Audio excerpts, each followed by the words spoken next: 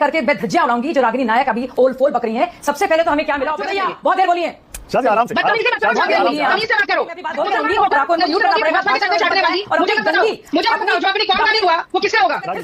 ये कांग्रेस की पाकिस्तान परस्ती है, ये उनका देशद्रोह है कि लगातार जो उसकी आवाज बनके राहुल गांधी और ये रागिनी नायक जैसे लोग जो प्रवक्ता है जो देश के खिलाफ जाने के लिए सिर्फ अनभक्ति करनी है अपने एक ऐसे नाकारा लीडर से जो ना कांग्रेस का लीडर हो पाया, लीडर ऑफ अपोजिशन तो छोड़िए, यहाँ कांग्रेस पार्टी एक स्लीपर सेल बन गई है। कांग्रेस पार्टी दरअसल एक स्लीपर सेल है मिस इन्फॉर्मेशन की और पाकिस्तान के प्रोपेगेंडा राष्ट्रीय बार करते हैं। जो सोरोस के बिके हुए लोग हैं वो सारे काम जो है रागिनी नायक कर रही है राहुल गांधी के कहने पर, क्योंकि सहयोग की वजह ही नेहरू गांधी परिवार है, उसके लिए खुद तो कुछ कर पाई नहीं है। अब जब इतनी शानदार कार्रवाई भारत की तरफ से एक्सपोज किया है आपने, जो पाकिस्तान परस्ती दिखा रही है ना,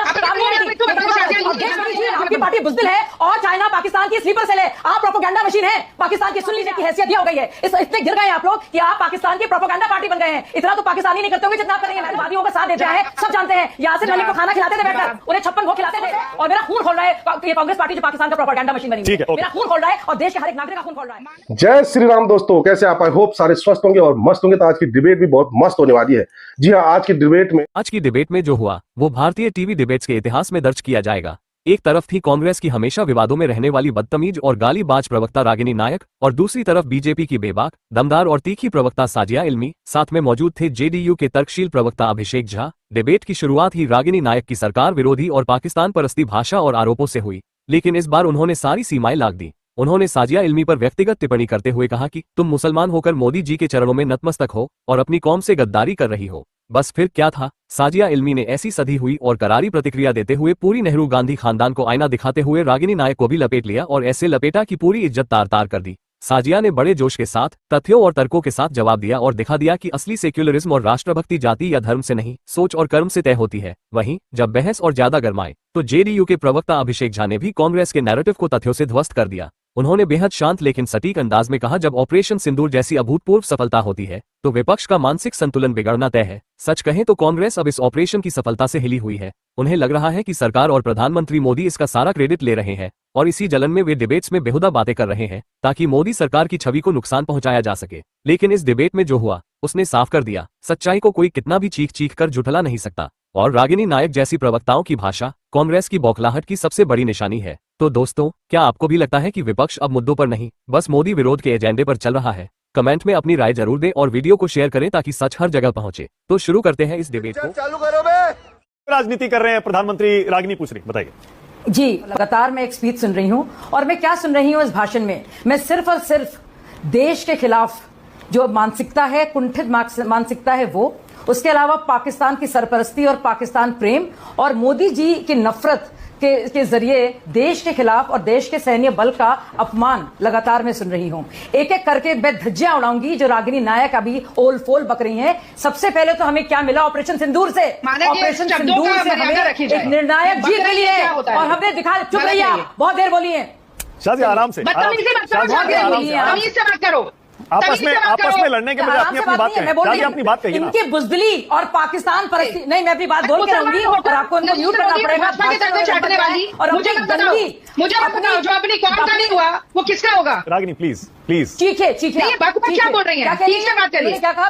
ठीक है रागिनी प्लीज, रागिनी सबने आपको सुना, आपको सुनना चाहिए। और शाजिया प्लीज आप भी शब्दों पर थोड़ा सा काबू रखें। क्या शब्दों में काबू किया? मैं फिर से बोलूंगी, ये कांग्रेस की पाकिस्तान परस्ती है, ये उनका देशद्रोह है कि लगातार जो पाकिस्तान सवाल पूछवाना चाह रहा है और अंतर्राष्ट्रीय मंच में हमें एम्बैरेस करना चाह रहा है, ये उसकी आवाज बन के राहुल गांधी और ये रागिनी नायक जैसे लोग जो प्रवक्ता हैं जो देश के खिलाफ जाने के लिए तैयार है क्योंकि उनको सिर्फ अनभक्ति करनी है अपने एक ऐसे नाकारा लीडर से जो ना कांग्रेस का लीडर हो पाया, लीडर ऑफ अपोजिशन तो छोड़िए, यहां तक कि इनके सारे सीनियर लीडर्स ने बाकायदा कहा है कि जो राहुल गांधी कर रहे हैं वो कतई गलत है और किसी भी तरह से हम भारत के सैन्य बल का अपमान नहीं करेंगे, किसी भी तरह से अपने देश का मनोबल नहीं गिराएंगे और वो सवाल जो पाकिस्तान पूछवाना चाह रहा है अपने स्लीपर सेल से वो काम नहीं करेंगे। अफसोस की बात है ये कि कांग्रेस पार्टी एक स्लीपर सेल बन गई है। कांग्रेस पार्टी दरअसल एक स्लीपर सेल है मिस इन्फॉर्मेशन की और पाकिस्तान के प्रोपेगेंडा की। मैं दुनिया को बताना चाह रही हूं कि जो सारा भाषण आपने अभी भी सुना है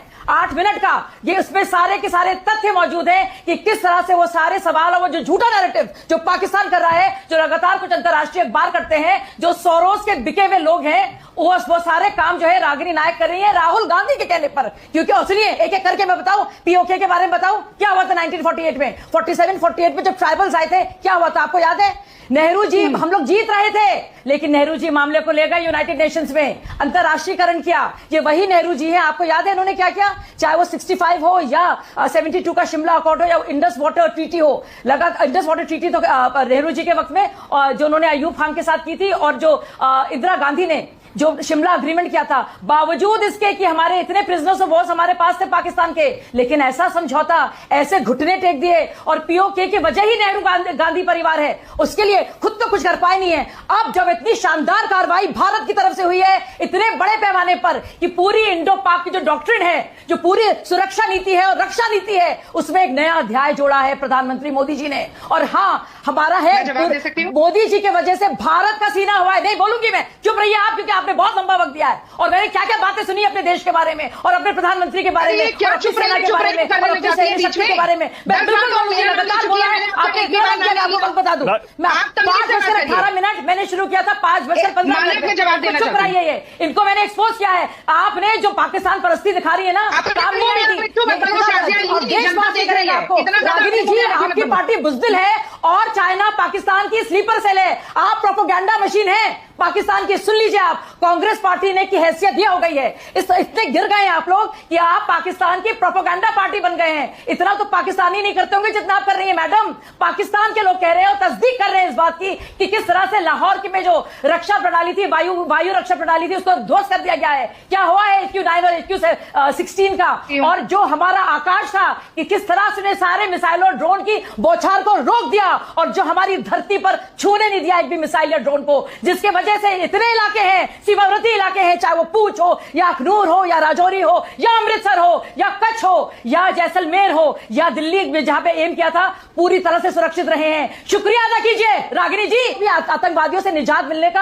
आपको भी खैर मकदम करना चाहिए और कहना चाहिए कमाल के मोदी जी, पूरे देश का 56 इंच का सीना है और आप लोग रह गए पकवान की बात कर रही थी, आप लोग 56 भोग की पार्टी है। हम लोग वाकई में हमने देश का सीना 56 इंच का किया है मैडम, जरा हमें ना बताइए। और सारी की सारी जो गलतियां कश्मीर में हुई है उसके जिम्मेदार आप हैं, ये हम लोग हैं जिन्होंने अनुच्छेद 370 को खत्म किया है, इसके लिए रोते रह गए आप लोग। और जिस तरह से आप लोग आतंकवादियों का साथ देते हैं सब जानते हैं। यासिर मलिक को खाना खिलाते थे बैठकर, उन्हें 56 भोग खिलाते थे। Okay Shazia, Ragini 1 second. नहीं, आपने बहुत लंबा वक्त दिया था। शाजिया, आपने बोला ना, आपकी बात पूरी हो गई। मैं सब कैलकुलेट कर रही हूँ। आपकी बात पूरी हो गई ना? रुकिए एक सेकंड, मैं ये कह रहा हूँ थोड़ा पानी पी लीजिए। आप बहुत ज्यादा गुस्से में आ गई, पानी पी लीजिए, थोड़ा गले को आराम दीजिए। मैं दिल से बोल रही हूँ, मैं बहुत खुशी से बोल रही हूँ, मुझे बस अफसोस है और मेरा खून खोल रहा है ये कांग्रेस पार्टी जो पाकिस्तान का प्रोपेगेंडा मशीन बनी हुई है। मेरा खून खोल रहा है और देश के हर एक नागरिक का खून खोल रहा है।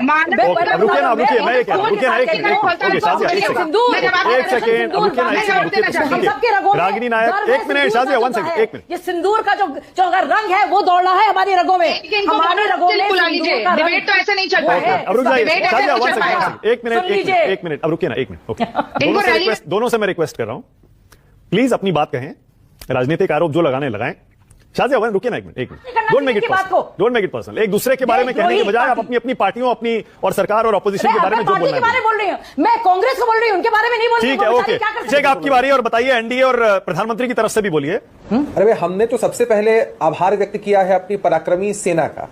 हमने आभार व्यक्त किया अपने विपक्ष के साथियों का कि आपने सर्वदलीय बैठक में एक स्वर से कहा कि हम मजबूती से सरकार के हर फैसले के साथ खड़े हैं।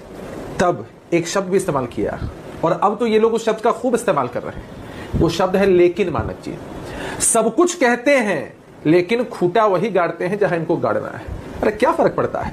ऑपरेशन सिंदूर अगर नाम दिया गया, हमारी जिन बेटियों की, बहनों की मांग उजाड़ी गई, जिनके पति शहीद हो गए, जिनके लोगों को मार दिया गया, तो एक सेंटिमेंटल नाम दिया गया ऑपरेशन सिंदूर।